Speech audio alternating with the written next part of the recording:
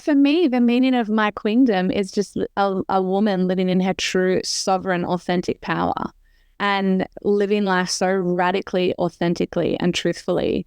And as a woman who knows herself, trusts herself, backs herself, and loves herself.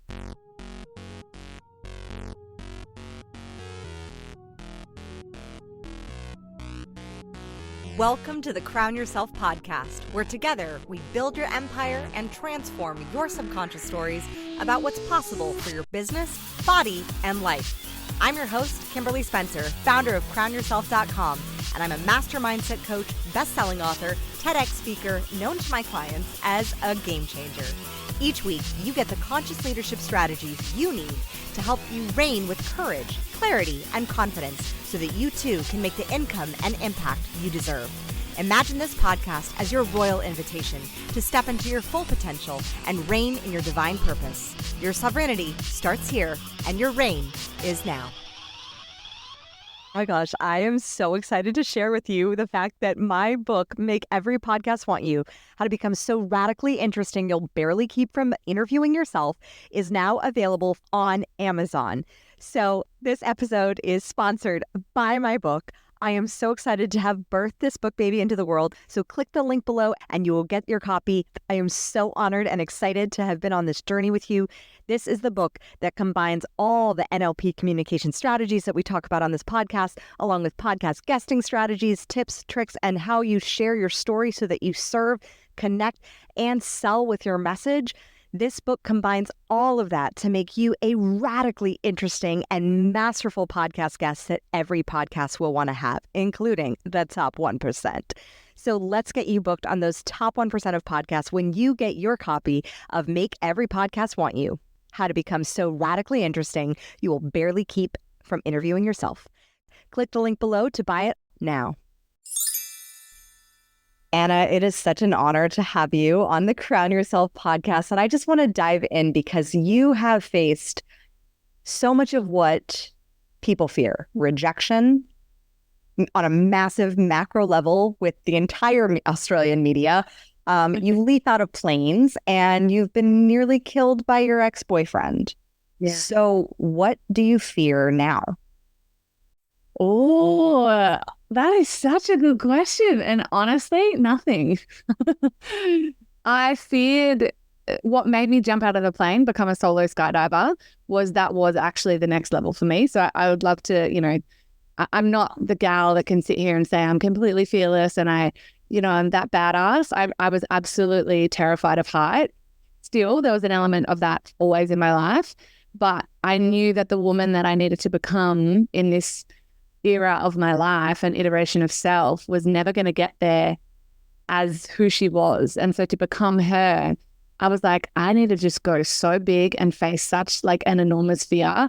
And I couldn't think of a more audacious, wild thing to do than go and become a solo skydiver. So I booked it and I did it. But now that really changed my life. I forgot I did that. Like, people don't really talk about it. I don't really talk about it, but yeah, I solo skydive.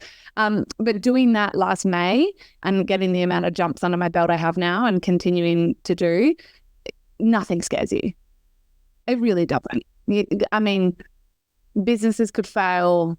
My ex could breach his VRO, anything could happen. And it's like, nothing will compare at 15,000 feet to an airplane door being flung open. Truly, I think they're going like above 200 kilometers an hour, the sound of the wind. You've got a backpack with some fabric and string on your back and you leap.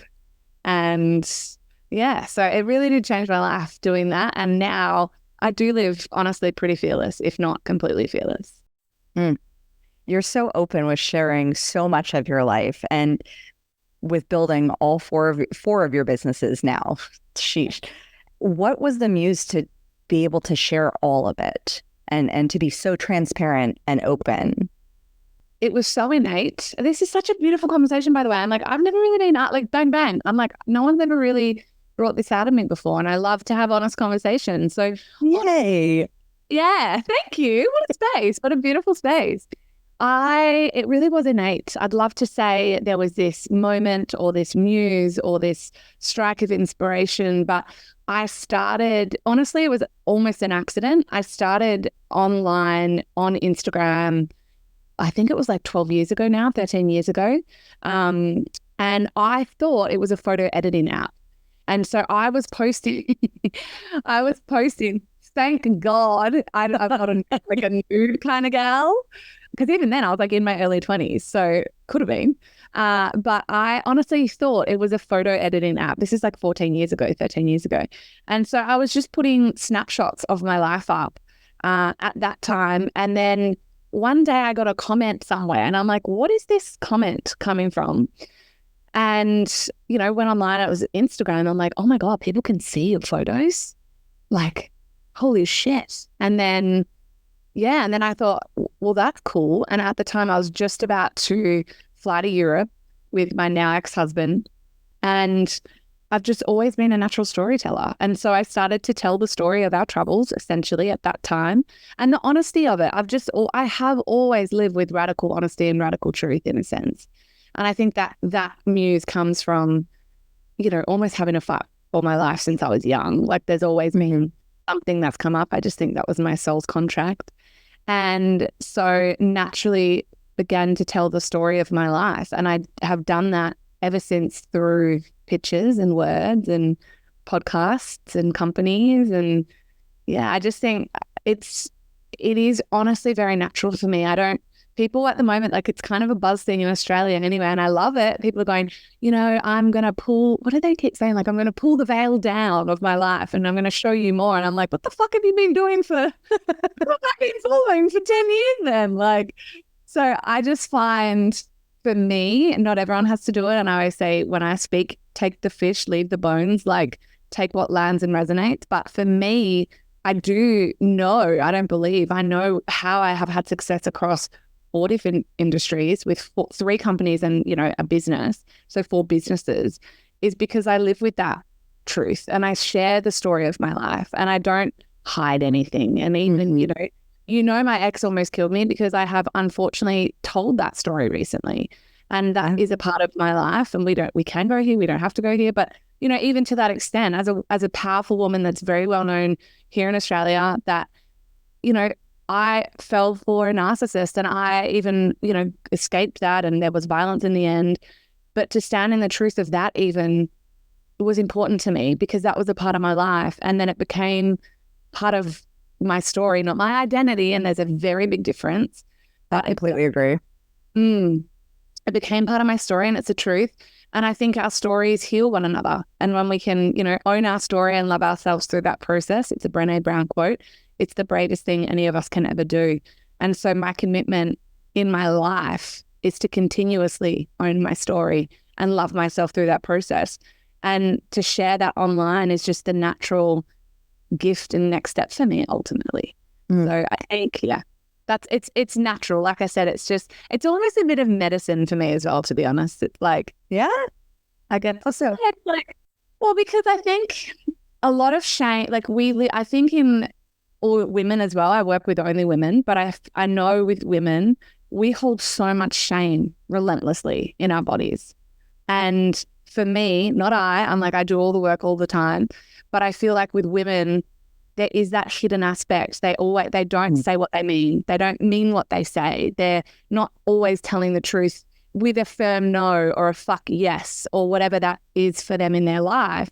And I think when you just show up, warts and all, like chaos and all, truth and all, whatever that reality is for you, whether it's I love to, I'm dancing one day, I'm a bad bitch the next in my companies, the next I might be throwing myself out of a plane, the next I might be, talking about the love of my life, the next I might be sharing, the vulnerable truth of, the chaos of my narcissistic ex, but it's all a part of my story. And there's no shame for me because I'm not trying to hide any part of me. And I always say, because I am pursued, right? When you live with this much audacity, media have pursued me in the past, haters still pursue me. And I laugh to my partner now, my beautiful king. I always say, he's like, no one can come at you because they get the truth from you. And I'm like, yeah. So I think that's that shame piece for me. It's not hiding behind anything. It's not feeling like I can't show a certain aspect of myself, like the sensual side, which many CEOs, for example, I've founded 3 big global companies now, and I love to get down and grind on the dance floor in heels sensually every single week. And I love to share that part of me. And there's no shame in that. And I think as a woman, I love to be the pillar of possibility in all that. So I hold no shame. I'm not ashamed that, I run companies and I also put my fishnets on and go grind on a dance floor on Thursday, and I'll share it. Like yes and both and yes and all. So that's the shame piece for me. I love it. I just was at a podcast conference the other month and put on my patent leather Spanx and was Posh Spice because it was 90s themed and was totally rocking it out on the dance floor. And I had some people come up to me and they're like, your husband's not here. Like, what's going on? And I was like, my husband fully trusts me and loves me being fully expressed. And he knows my boundaries. And so there is no worries there for him or for me, because I also have some pretty strong boundaries around how I allow people to treat me. And I think that that's such a beautiful thing. I love how you set those boundaries. I'm curious, especially as a mother who I do share a lot of my life on the interwebs, but there are certain things, especially with my kids, that I am much more protective of our privacy because as far as, I know you've had experience with haters coming after you and having to move multiple times, that experience of basically doxing, right? Yeah, they've doxed me. And there's criminal, like if people are listening, they're like, holy shit, and we can go in there. But I've let them go to the extent now where I've got enough evidence to, like, I'm going to make an example of my particular haters nationally in Australia because that's not okay. Like, doxing and things like that. But yeah, that's absolutely happened in my life. It's wild. And that's a boundary, but that that's a boundary. I'm now, I've let that happened, and people, this is what I want to say, like around this conversation and boundaries. Number one, I love that you said, with my kids, I have made it so clear that I do share all of my life and I plan on having babies, but my babies won't be on my social media for sure. And I respect my best friends, all their kids are. So there's never any judgment in a cell of my body. So I love every woman's decision and why she makes it, as long as she knows why she is making it. And for me, when I choose to have my babies, and I've spoken to my beautiful partner about this, who he's the one I'm planning on, or we are. He's like, I respect that and I love that. But I had to have that conversation because I said, look, I do share a lot of my life and I do put myself out there a lot. And there is a lot of eyes on my stuff every single day. And because of the darker side of the internet, and I don't give it any, I'm very conscious of my thoughts and what our words become our world and all of that. But also there is an insidious side to life, of course. And that's my boundary on it. So I will choose at that point to not share my children, and they can decide when they're older what they wish to do. But then, with haters as well, like if anyone's coming under criticism or fire, like I have so unbelievably, I always say so many people will give you opinions, like just leave it, don't give it attention. And I never do ever online, but I've now quietly behind the scenes, begun criminal proceedings essentially. And other people close in my life have said, oh, but isn't this giving it energy? And I'm like, no, this is me now putting up such a firm boundary that hopefully, and I trust and it absolutely will be an example for a nation. So there's that dark and light to life. There's that dark and light to love. There's a dark and light to living, like all the things. And I think as long as we live within our boundaries, and we know our boundaries and we hold our boundaries, then we can live a beautiful life. I think the hard part about boundaries is sometimes you don't know where they are until someone bumps up against them and you're like, oh, that's the boundary. Which one was the hardest boundary that you bumped up against that you realized was your boundary? Probably this one. Fundamentally this one. Really, like and I'll try and make it relative. I think the relatability I can give to listeners. So when I say this one, it is to do with the relentless attention and stalking almost pretty much on my life. And it sounds so wild. It's like, how is she this? But I did speak up for a nation for 2 years and got so much media attention. That is where it has come from. But it has continued. But it was to know that. It was to say, well, do I, because I live and breathe by, think like you love yourself, speak like you love yourself. So for me, holding that space and that boundary of love, of possibility, of hope, of like absolute just divinity and power on your life. But then there is that side of my life at the moment where I could not give it attention, and I don't. But it got to the point where I was like, actually, I could make they're bumping now. Like they're bumping, and I have to make the decision of if I say namaste or fuck you. And it's a fuck you from me. So I think the relatability, I think it can be a combination of both too, in a way. It's like a loving parent saying, no, you're not getting ice cream, and time out. Like we're putting you into a criminal court timeout. I was just like, that is such a beautiful, sweet, calm, like one compared to my like savage one. But I would always say for women, and I was coaching on this last night in my container of self-love school. We were laughing about mother-in-laws. Now, if you've got a phenomenal one, I'm like so happy for you. But I was talking about boundaries and things, and then someone said like, what about a mother-in-law? And I'm like, oh, no, you hold that boundary. Like you don't have to will that into anything. Like if there's anyone, so where I'm making it relatable to the listener is if the boundary for me and knowing that bump was like, when does it become enough that someone that is toxic or, not wanting the highest good for you is actually affecting your life?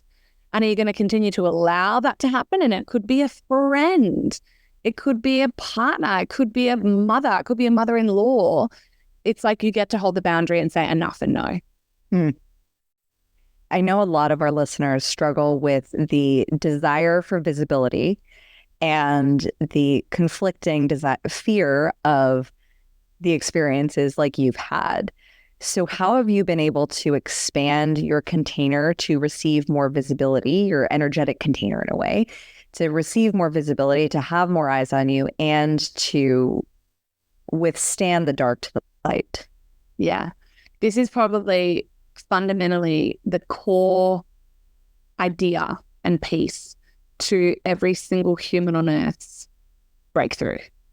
I really believe it. I think everyone deserves to be seen. I think we chose this time in history to come back to earth, right? It's such a finite amount of time, and it's so worth it. And we're here for significance and not insignificance, and all of these things that I could riff on for hours itself. And yet we're terrified of what people will think about us, and we're terrified of what someone will say. And I get to be that literal, like, big example of what it's like, what that possibility looks like when you are seen in such an enormous capacity and you have the capacity to hold it all. And what I say to that is always two things. Number one, as a man, woman, alien, unicorn, whatever, you have to know yourself innately, like know who the fuck you are. I don't know. I never said like, can we swear? But oh yeah, go for it. I'm partial to it. You're good. You have to know yourself. You fundamentally have to know yourself, right? Number two, you have to trust yourself. Number three, you have to back yourself. You don't wait for anyone, permission from anyone, not governments, not society, not best friends, not parents, not partners, no one. You back yourself. And number four, you have to radically love yourself. And when those things occur, know yourself, trust yourself, back yourself, love yourself, when those four pillars click, and that takes work, that's the divinity. That's why you're here, the divinity of life. But when those four things click, that's when you hold the capacity to be seen more, and you will attract more light and dark, 100%. However, at that point, and this is like the most key fundamental aspect to how I live, you cannot become addicted to applause or crippled by the booze. And that's the equilibrium. That's the balance. And so many people, I feel, are actually not as so crippled by the booze. If they actually looked at it, they're more addicted to the applause. And they're hiding behind, accidentally, subconsciously, this belief of like, I'm actually just scared to be seen because Like, what if Sally from down the road says something? No, I think it's almost like, what if Sally doesn't love what I say and doesn't like it, right? Or doesn't give me that instant gratification validation of a like or a share or whatever else. Whereas for me, it's like, share your art and share your divinity and share your power and share your truth for the sake of sharing your power and divinity and truth. That's it. You just get to show up, and that's the art of storytelling in a sense to me. And when you can step into that place, and you will step into that place when you know yourself, like trust yourself, back yourself, and love yourself. But when it stops being about this addiction to applause and this crippling of by the booze, you become unstoppable. And I mean that because that is how I live. So it's that piece. It's like your capacity to hold being seen more without that fear of rejection or hate or whatever else. You can hold that because you're not scared of not being liked. You're not scared of being hated. You know who you are. You trust who you are. You back yourself in that, and you love yourself radically along the way. And I always say I do that through, thinking, eating, speaking, moving, earning, fucking, and self-caring like I love myself. And that's the pillar of life for me. And then that's how you step into that piece. And then that's when you become it's humbling when people are like, I love it. I'm so thank you. And you're incredible. And that is humbling. And I always receive everything, because I always say, like, if I reject, oh, no, well, then I'm rejecting myself. But ultimately it doesn't affect who I am. And it doesn't inspire me to like, oh, okay, they liked that, I'm going to say more of that. It's not about that for me. It's like, I love that landed. And, what did I say at the start? Eat the fish, leave the bones. I'm always like, I don't care. Like, if you like me, I like myself. I don't care if you can hate me. I like myself. I love myself, but I like myself, and I know myself, and I trust myself, and I back myself. And at that point, that's the capacity to be seen, and that's why people see you. That is the magnetism. That is the radiance, because people feel that. You can't fake that. And you can't fake it. Yeah. You can say what you want. You can beat the algorithm. You can do whatever. You can use the AI. You can do what you want, but people feel energy. So. And I love what you said about the applause, because I think that the fearing of the booze, I think that's an illusion that people people fear. I think they actually fear silence. Yeah. They fear apathy. Yeah. Of just, nobody even engaged. Like, there's no engagement, there's no applause, there's no participation trophy. So the ability to actually just, do you love the art that you're creating with your life? And I love how you explain how each part of your life is so deeply intertwined with artistry. Was that always the case? Or when did that shift, if it wasn't? No, I'm like, how much time do we have? No, it definitely wasn't. And that's kind of my story, right? I think that's why I'm here on earth, is because that was absolutely not always the case. I was raised, like many, if not most, with a level of trauma, a mother that loved us wildly, but a stepfather that used his fists. Like, I was raised in sexual abuse, violence, all the things. Like, any abuse that you can have was directed upon me as a little girl, unfortunately and sadly. But little girls grow up into wounded women, and that was I. And I spent a life hating myself, absolutely hating myself.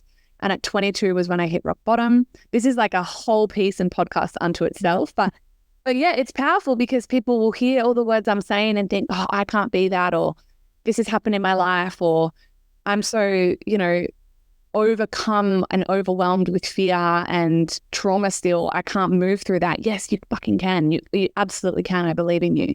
So for me, I hit rock bottom at 22 because I just had spent 2 decades hating myself and making decisions from that place. So being promiscuous, abusing my body with drugs, abusing my body with alcohol, abusing my body with self-hate, just all of it.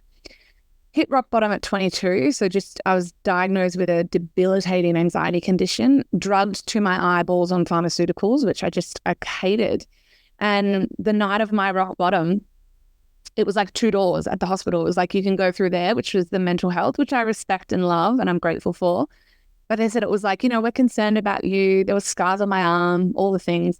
You're not well. So you can go through there and we can look after you for a hot little minute, you know, and get you better and still send you home on drugs. Or you can basically go home with someone that will sign you out, like that we can trust, and go on the drugs still. And we'll check back in with you in like 4 to 6 weeks, make sure that they're working, which is like, make sure you're a zombie. And we'll go from there. And I was like, oh, the latter, please. Like, I would like to get out of here at this point. And yeah, that night I sat sobbing on my bed, rocking myself back and forth. And I was saying to him, it was my now amazing, he's an incredible man, just not my man, ex-husband. You know, I said to him, I know why I'm like this. Like, I took 100% responsibility for my life in that moment and it changed my life. And I said, I fucking hate myself. Like, I hate myself. I hate who I am. I make these decisions because I hate myself. And I said, so the cure-all to this is love. Like, it's just, it makes sense. It's like, it's the opposite of self-hate is self-love. And I truly believe I wouldn't change a second of my life, not even recently, like all the things that happen, because it consistently triggers me into my next greatest iteration of self. But back then, I'm so grateful for everything that happened, because now I look back and I coach hundreds of thousands of women ultimately, like with my social media, but thousands, tens of thousands in my containers on self-love, because that was my journey. And so from that place of self-hatred, I asked the question, what would loving myself look like instead? What would love choose? And the next day, that's where my whole catch cry of move like you love yourself came from, because Morgs, bless him, was like, well, what are you going to do? Like, what does that look like? You know, we were clueless. This is 14 years ago now, officially. And it sounds so silly, but it was so potent in its importance of saving my life. I said, well, people that exercise look happy, right? And it was true. Turns out it was very true. And like, so true. And I'm so grateful for my naivety, because it saved my life. And so the next day I said, I'm gonna get up and move like I love myself. And so began moving like I love myself. You know, and from that, obviously then eating like I love myself, thinking like I love myself, speaking like I love myself, earning like I love myself, etc. And little by little, I healed my life, I changed my life, and I saved my life. And, you know, the woman that you're hearing speak today that's that woman on that journey 14 years later. And, you know, from those decisions, I've now launched that global activewear brand that, you know, the mission is to inspire millions of women around the world to move like they love themselves. And it's just, you know, and all of those pieces in my life have happened because of what did happen to me. And so, yeah, conviction and convenience, Lisa Nichols says it, will never live on the same street. So it was that I'm going to have conviction for my life. I'm going to have conviction to change it. I'm going to have conviction to love myself, know myself, trust myself, and back myself, and go for this like my life depends on it, because all of ours does. So my journey to self-love also started through movement when I found Pilates when I was 19, and I was severely bulimic, a lot of similar experiences growing up as well. And the just love of just like, oh my gosh, like I actually feel good in my body after exercise. Like it was like night and day, and just the ability to move. And I think we, in such a sedentary society where like so much is done on a computer or on a phone, like it's very easy to confine yourself to a chair. And as you've grown, I know you have a commitment of moving like you love yourself every day. Mm-hmm. What does that look like as your life has gotten busier and more complex and more businesses? Has it changed and evolved since how you were before? It absolutely hasn't. God, like, I know they're going to think, oh, no, it absolutely hasn't. And I do speak about this all the time, because I'm asked it all the time as people watch beautifully. And I love it. Like, people watch my life expand and my self expand. Mm-hmm. And they ask that question around how are you holding the space for everything in your life, but still doing your runs in the morning and your weight session and your ocean swimming and your whatever else I choose to do. I've done 2 half Ironmans and triathlons and everything.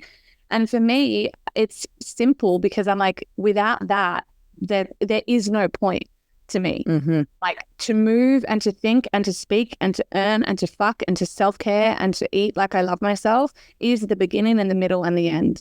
And that becomes my highest priority every single day, non-negotiable, before I try to pour myself out to the world. Like I have to pour into myself. And already I'm having the conversations because, you know, babies will be not soon, but like they're coming. And then so I started to have the conversation. I'm not a mother yet. And that's important to say because I know women here and they're like, how is she doing all this? I'm not a mother. So my companies are my babies. But I have already begun the conversations with Ryan around, you know, baby, when we have babies, my commitment to self still will be number one priority because I cannot be I just know I've watched thousands of women lose themselves in the identity of motherhood and giving all of themselves to that child, which we keep them alive. I honor that so wildly, but then wake up 6 months, 12 months, 18 months, 2 years, 3 years later in my containers, burnt out, exhausted in their masculine energy, broken. And I'm putting the pieces back together again with moving, thinking, eating, speaking, earning, fucking self-caring like they love themselves, to find themselves again, to become that best mother. So for me, no matter, and I'm using this example because, you know, 90% of us that listen to podcasts are mothers, but the work never ends in this, and the importance of it only expands the bigger our life expands. And that could be with businesses, that could be with babies, that could be with our bank accounts.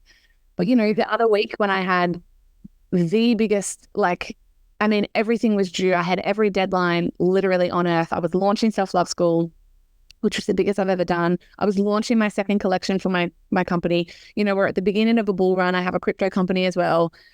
And I was like, this is a lot. And I was like, I wrote a to-do list, which was 3 pages long of literally like enormous tasks. Like it wasn't like, I don't know, send that email. It was like, get that entire back-end system process set up. Like, Yep. And instead I looked at it and I was like, this is perfect. I had like 2 weeks to do it. And I was like, so I'm going to take a day off. I'm going to go date myself because I know the woman that needs to come at this next 2 weeks needs to have the capacity and space to do it. And now, did I have time?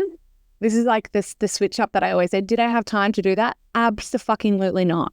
And like people around me were like, you are insane. And I was like, no, because do I not have time or is it not a priority? Am I not a priority for myself? I am the greatest priority to myself and for myself.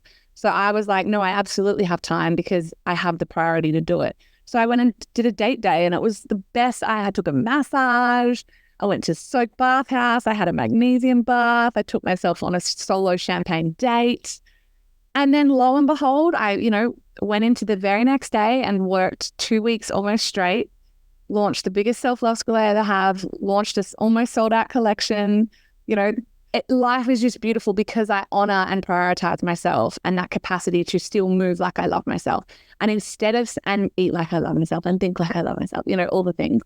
And instead of saying, I just don't have the time, like so many of us, I say, it's just absolutely a priority for me. And when it's a priority, you find the time. And I use that with mums all the time because I'm like, what's the priority in your life? Oh, my kids. Incredible. So if your kid called you now, was sick at school and you were at work and you had a zillion things to do, would you go and could you go and pick them up? Of course I would. They're like, I'd drop everything. I'm like, so why the fuck are you not doing that for yourself? Like that's the level of commitment to self that you need to have. Kids or not kids, in my opinion. I completely agree as a mother of 2, of a 6 and a 2-year-old. So completely agree on that. And I would add to the list, sleep like you love yourself as well. Yeah. And heal like you love yourself. And heal is a huge one, especially post giving birth and all that. Like being able to take the time and have the support network around. Like I have such respect and mad respect for single mothers who do it without a partner, because my husband is the greatest partner that I could imagine. And when I met him, I was like, baby daddy written all over him. Oh, yes. You smell it on him. You just smell it. And I was like, oh, I knew. And since he was older, I said, well, you have to want kids if you're going to be with me. And he was like, yep, I could see having kids with you. I said, great. We're going to name them. So done. Name them. This is literally, my story is right, which I love. Yeah. And it's that decisiveness. And I think that's one of the things that mostly women I've seen, and just in my own coaching experience, having a coaching business for 9 years, women struggle with decisiveness and assertiveness. And how do you borderline on assertive versus being bitchy?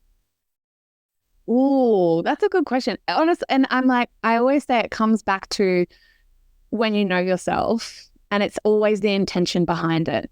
There's not a cell in my body that is bitchy or that judges or would make that decision, like hold her boundary from a, quote unquote bitchy perspective. I love that word because, right, we always use it, but I love it in the sense of like the power of activation in a woman. But it's knowing the intention behind it. Like I know my boundaries and I have to hold my boundaries. And so when I do that, it is assertion. And it comes from that powerful, healed masculine energy of decisiveness, of structures, of systems, of boundaries, of leadership. And my intention behind all that is love and power and peace for myself, for my companies, for my life, for my love. And so I think really it's just knowing who you are, but absolutely understanding the intention behind the no, the intention behind the yes, the intention behind, the decision making and decisiveness of, which really honestly, I always say realistically is just boundaries all of the time. And then comes from that, what is the intention behind it? So as someone with such firm boundaries and with such a beautiful combination of like divine masculine boundaries, healed feminine, I think a lot of times women who have been in domestic violence situations, and I know I have like those experiences where it's shocking, like you as a strong, empowered, beautiful, successful woman had that happen. Like how did you navigate that? How does that happen, first and foremost? Yeah, how does that happen? And I always say, like, I never planned. Obviously, I'm not an ambassador of anything, and so still not DV. But I will always forever use my voice when it pertains to anything of extreme importance, and that is DV. So I love that you have asked this because I do think we end domestic violence when we shine a spotlight on it. And statistically speaking, there are women right now that are listening to this podcast that are in DV, which is just heartbreaking. And so when we talk as well, when you're so beautifully asking me the questions, Kimberly, this was only back in 2022 and we're recording this in 2024. And this is, again, you can get me on and we can go, because it's a whole other podcast and not about DV, but actually about wounds. And so what has happened, obviously you just heard my back end story. I hit my rock bottom, changed my whole life, ate, thought, moved. I did all of the things. I healed all of the events that occurred in my life, forgiveness, therapy. I did all the things, right? The right things without ever recognizing, understanding, or realizing I had never gone back to the core wound as a woman. Like, so the core wound that I carried, which was then I had continued to carry my entire life up until I healed it back in 2022. It was the core wound. And so what happened for me, what happened as a child, and it wasn't my whole childhood. There are certain things that happen to us as little girls that crack our love timeline.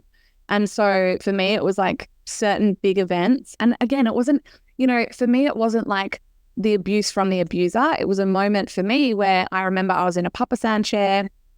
I'll go this deep. This is probably people are like, wow, this is how honest she is. But I remember I had severe chronic childhood asthma, and my abuser was from the church, so he always got access to me that way.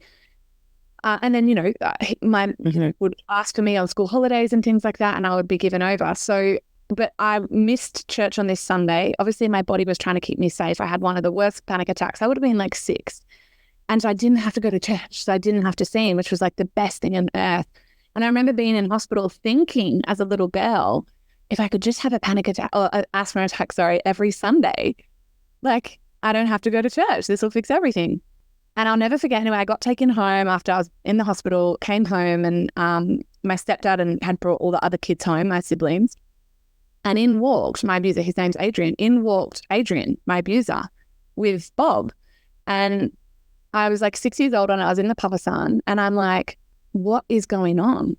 And he came up and he prayed over me. This was the moment. So it wasn't actual abuse itself. He prayed over me, saying it's the devil and like the asthma. And I just remember, and I identified this, 18 months ago and some breath work, this core memory became unlocked. I remember looking up and my mum was there, he was there, and my stepdad, looking up at the adults in my life who were meant to protect me, and they weren't.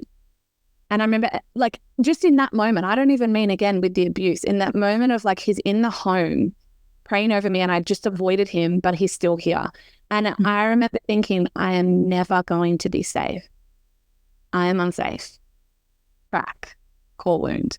So for me, as that a young woman and a woman who then continued to heal her life and move and eat and think and speak and heal the events of my life, what I had never gone back to do is take that inner little girl that was still inside of me, that's 6 years old, and take her by the hand and remind her and tell her and heal her and say, actually, honey, love is safe and you are safe. And it's okay to be loved now, fully, completely, wholly healed. And I'd never done that. And I'd never heard of this work. I'm like in the work, queens. Like I am everywhere in the work, speak on stages, I do the things, but no one had ever, no, it's no one's responsibility. I had never come across this work, this core wounds work.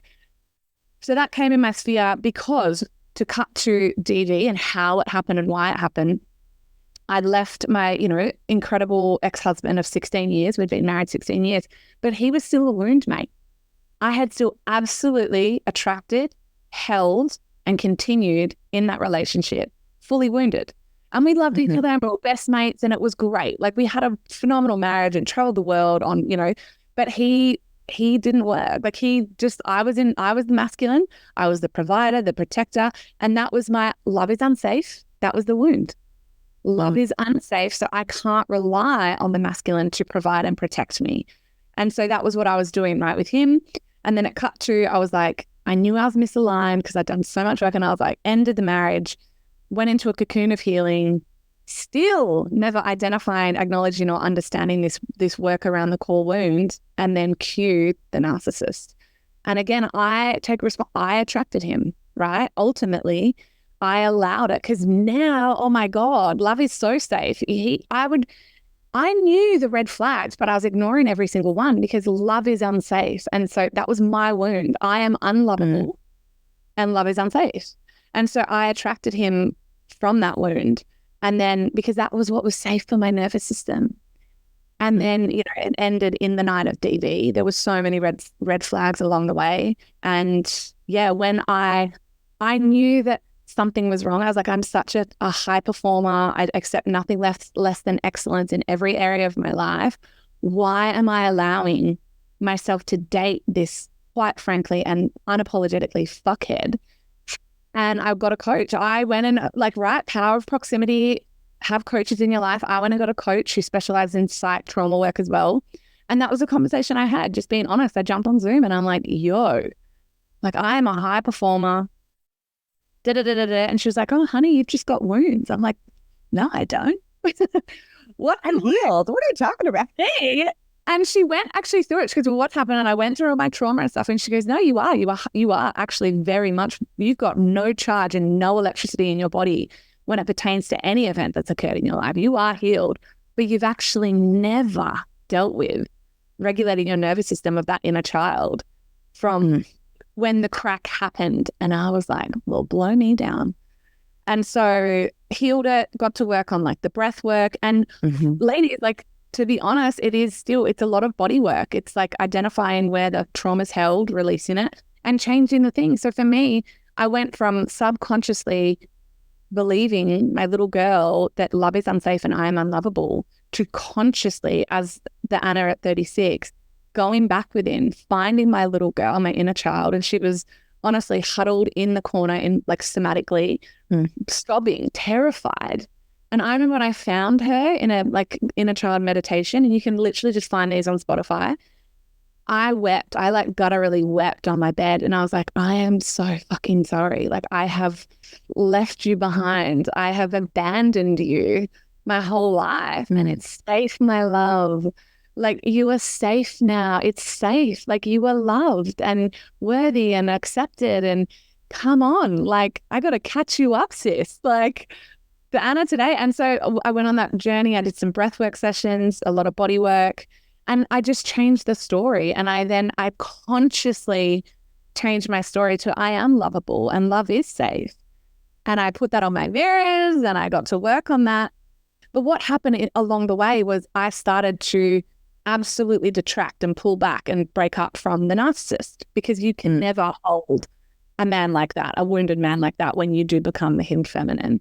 And I was repulsed by him. But he was very psychopathic. And unfortunately, the night that I was like, get out, and ladies, if you're in it still, like, learn from this as well. Like the most dangerous time for a woman is when she's trying to leave. And that was my story. I became part of the statistic. I literally packed his stuff, put it out, locked him outside. And then he got back in. I went to bed. I was like brute force. He'd smashed my phone. I was stuck in the house. I woke up. He was just on a tear. He knew he'd lost control. He'd lost control and power, because I was done, and he obviously could sense that. And yeah, smashed my face in, split my lip open and strangled me. And then I had to play the game, ultimately. I am going to record a big podcast on this. I've got a violence restraining order against him, so I'm safe to speak and all the things. And I would anyway. It's my story and my truth. So like I said, we end domestic violence when we shine a spotlight on it. And again, I hold no shame, right? And I want women to hear this. Like, if this becomes the most pertinent part of the podcast for someone, even if one other woman, has gone through this and has actually been hiding because she's ashamed of, she attracted a man like that, or that happened to her and she's just so ashamed of it. Don't be. It happened to me too, but there's no shame in that, and there's no blame in that, and there's no guilt in that. And so, yeah, I got out, I healed, and now it's like, that's the real woman that you see today. This, like, who I really am in the last 18 months is like healing those wounds, becoming that, throwing myself out of a plane. That was another big reason. I was like, holy, if I can survive that, I can survive throwing myself out of a plane. And that was a big part of my healing as well. So yeah, circle back to what do I fear? Nothing. Because I love that. Yeah, nothing. I bungee jumped after my ex, so yeah. Get it. Just blew myself off. I was like, I don't feel like, completely skydiving, but if a cord's attached to me and there's a string, and it's going to pop me up. Most liberating experience of my life. I have it recorded on some Palm Pilot somewhere. I love that. I still prefer skydiving. Really? Oh, 100%. Yeah? What's the difference in 15, is it 15,000, 35,000 feet that you're jumping from? 15,000. No, you jumped out of a plane. Because I said, by the way, everyone, because I'm now like, I can't go on a plane without a parachute. I feel so safe when I have my parachute now. And I said this to an instructor when I did my last jump. I'm like, oh, it's such a shame you can't take a parachute on a big plane just in case it goes down. Like, I'll survive. And he was like, no, babe, if you open the door at 30,000 feet, you're minced because of the speed and the height. I was like, oh, that makes sense. But no, why I prefer skydiving is for me, and it's not this, you don't need to go do this to experience this, but for me, nothing has ever felt like throwing myself out of a plane at 15,000 feet of just total liberation. And to survive, you have to actually be in your body. So and this is the first jumps, the first 9 jumps you do. You're by you jump solo. You're not strapped to anyone, but 2 instructors, well, actually 2 and then 1 for I think 2 jump in Australia anyway for the first 4, and then it becomes 1. So you've got someone in the sky sort of tracking you until you pull your chute and you're on your own again. But for me, you have to be embodied. And I think there's no greater divinity on earth than that true authentic power of just being completely embodied in your body. And so, yeah, I love meeting my edge up there, and I just love pushing it further. So with business, what's your edge now that you're pushing? Just total industry disruption. I know eyes are on. I've created a new business model that's never been done in the world with crypto, and so Web3 and Web2, and sharing 50% of profits from my global activewear company with holders of my the crypto company, the NFT. It's never been done in the world. And so to have the audacity to firstly dream that up and secondly pull that off. I'm just like, the first airdrop of profit is coming. It will be this year. So that's my edge. And I have to do it. I still have to, like, it's got to get done, right? And there's going to be like, there's still work to do, but the edge is meeting myself where I said that I would. And I was so terrified to do this. I knew how big the dream was when it got placed on my heart. And I'm like 95% there now. And so my edge is doing it, completing it. And then like, honestly, the sky is not even my limit. Well, of course, we've already surpassed the sky. Yeah. So that's amazing. I am so excited to watch you shine and go forth and conquer and just dominate and be such the example that you are. And I've loved and enjoyed following your stories and following you throughout my time in Australia when I stumbled upon you, thanks to the Katrina Roos referring me to you. Oh, get out of town. I love that. Yeah. Queens support queens. So like, absolutely. I love your audacity and the dreams that you back yourself so fully, regardless of circumstances. And the healings of those wounds. I know that there is a woman who is listening to this who may feel like she has all the things solved and all the events. I want to backtrack to who you were at 22 and what was the first personal development or growth or mindset shifting book that you read that like game changer changed your life. And then fast forward to healing the core wound piece and going into that level of depth. What was the key transformational piece for that? Yeah, easy answer. 22, part of my story was I picked up one of my first personal development books, which I don't know if I could read it now. I have picked it back up and I'm like, it's just too basic for me. But then it changed the absolute trajectory of my life, which was Tony Robbins' Awaken the Giant Within. And I always say it wasn't necessarily the book, but it was the actions that I took at the end of every single chapter. So I was like, I treated that book and the exercises in it like my life depended on it, because it did, kind of did. So that was the book that set the trajectory off. Cut to, 14 years of work and you got to remember in that time as well. So when this event occurred with my ex and I attracted the narcissist, was in that relationship, that was all of 2021 and half of 2022. So it was like 16, 15 months of recently. And at that point, when I realized it was taking 100% responsibility, as I always do in all my life. And then it was hiring a coach. Like I always say, get a good coach, whatever is available to you in whatever capacity that you are at. But ultimately, the thing that healed me fundamentally was that inner child work, but I accessed that through breath work.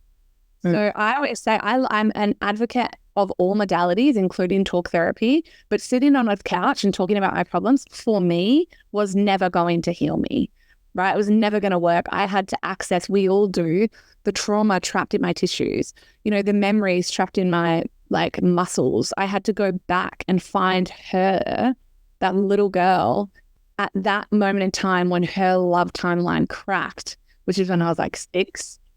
Take her by the hand, find her within me, because we've all got her. And all of us, when we're reacting and responding and it feels not us, like hysterical or we're upset or I don't ever say triggered, I say activated. When we're activated in that way, it's not us. It's not the 36, 42, 54, 21-year-old that's responding. It's the little girl. It's the inner child that is feeling abandoned and feeling hurt and feeling scared and feeling unworthy and feeling unloved. And she's not feeling listened to and she's not feeling loved and she's not feeling worthy. That's the little one that we have to heal. And so that was done for me through breath work. And I just found I've done breath work with a range of different practitioners. I don't ever recommend one necessarily.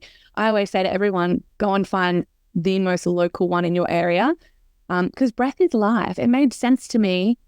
I hadn't done it before then either. I'd like watched friends do it. I'd watched a friend launch one of the biggest O2 breathworks like in the world. She's like, her and her partner are some of the biggest breath practitioners in the world. And I still never did it.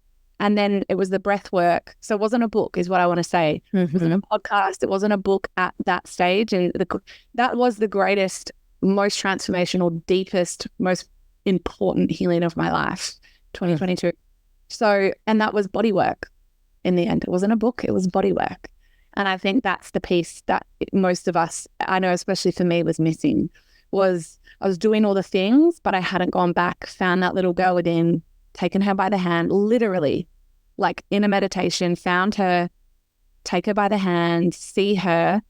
And I keep my baby photos, like I keep little 6-year-old Anna at the front of all my diaries now, just to remind me all the time she's loved and safe. And I tell her that consistently. I love that. And I can attest to the power of bodywork, because when I was pregnant with my second child in Australia, that was when I was getting my breathwork certification for trauma healing. And it was game changer. Yeah, it was amazing. It was just, and it's something that I've incorporated into my coaching, so that it's not just top down. Like, I love what you say about it's the body.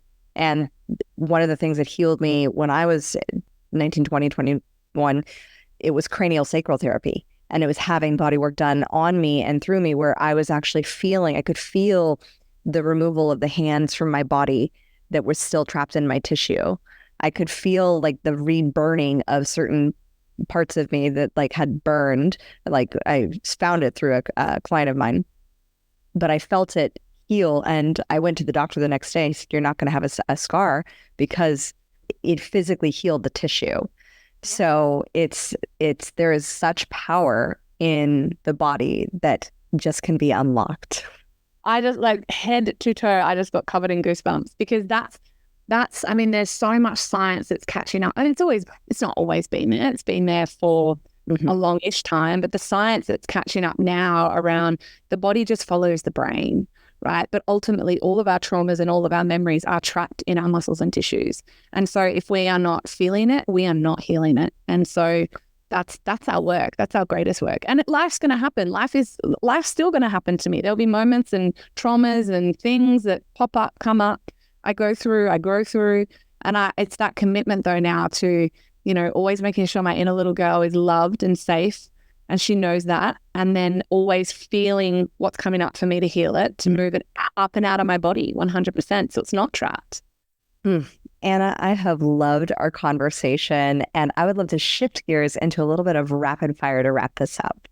Let's do it. Let's do it. Okay. So who is your favorite female character in a book or a movie, and why? Lulu Dallas from The Fifth Element. 100%. It's like my favorite movie of all time. But she is the literal, physical, spiritual embodiment of love. And I believe as the feminine, we are all here to become love, be love, receive love, and give love. So, what woman? Saved the world. Did save the world. You saved the world through being love. Like, come on. So that. Amazing. What woman, alive or alive in her time, would you want to trade places with just for a day to be in her body, see how she experienced the world in her time? I think the first woman that landed who I love is obviously Maya Angelou. But I just think, for me, I know it might sound corny or cliche or just, I don't know, but for me, I'm like, there is honestly no one else that I would rather be in the entire world but myself. And even if it was just for a day? No. I think maybe like, I would probably love to trade places with a man just to see what it's like to have a dick. Like, more than anything. Let's be real. I'm like, if it's rapid fire, like, that's probably what I would more do. But yeah, I mean, Maya Angelou, I think, was I would love to feel the genius of her poetry. And I would love to understand like the depth of where that came from. But I also love the secrecy and magic of that. So what's your morning routine to set you up for success? I wake up. I always say I eat, think, move, speak, fuck, earn, and self-care like I love myself. So for me, it's an embodied practice of movement, first and foremost, non-negotiable no matter what. Even it might be a quick run, it could be a stretch, whatever feels good. I always only follow what feels good. And then my gratitudes, some journaling, and I read my compelling life vision statement. So the life that I am manifesting, calling forth, living into is the very first thing that I read every single morning. And then I start my day. Yes. What's your nightly routine to set you up for a successful morning? always, always classical music as I shower by candlelight. It's just the most beautiful, like, nervous system unwinding regulation, and then reading. And it's super simple. Sometimes if I'm really wound up, I will always like put magnesium spray on the bottom of my feet, like just beautiful things. But I'm also very sensual. So I'm big into, I've got a beautiful self-sensuality or coupled sensuality. I'm very into like cuddles and touching, and I just think it's so stunning for our nervous system. So in a healthy, healed relationship, let me say that. Yes. But yeah, so sensuality of a night and a morning, and always classical music with a candle, like shower by candlelight, no lights in the house. So always only by like salt lamp or candle or lamp. That sounds amazing. I'm going to give that a try. That sounds awesome. What do you define to be your queendom? For me, the meaning of my queendom is just a woman living in her true, sovereign, authentic power and living life so radically, authentically, and truthfully. And as a woman who knows herself, trusts herself, backs herself, and loves herself. And from that, my entire life springs forth, and I am creating empires. So that is my queendom. I have a feeling I'm going to know the answer to, I already know the answer to this question, but tickle my fancy. And how do you crown yourself? Well, I crown myself through my self-love, like every single day in every single way. And I really do. It's like an anointment of self through my self-love practices of moving like I love myself, thinking like I love myself, speaking like I love myself, eating like I love myself, earning fucking self-caring like I love myself. And every day that it's just that firm crowning of self, pouring into myself, loving myself, knowing myself, trusting myself, backing myself. And then from that, the world gets my overflow. Phenomenal. I had a feeling that was what it was going to be. I could completely surprise me, like jumped out of a plane. That's how you crown yourself. Yeah. It has been such a pleasure having you on the podcast. And where can we find you? How can we work with you? How can we be a part and contribute to the empire that you're building? Come and play over on, I'm just an Instagram gal. So come and play. I've got a website, I've got all the things, but it's all on my Instagram. So I run separate Instagrams for all of the companies. So if you're into crypto, it's all linked in my personal bio. So just come find me and then you'll find everything else. But at @thereal_Anna Rose.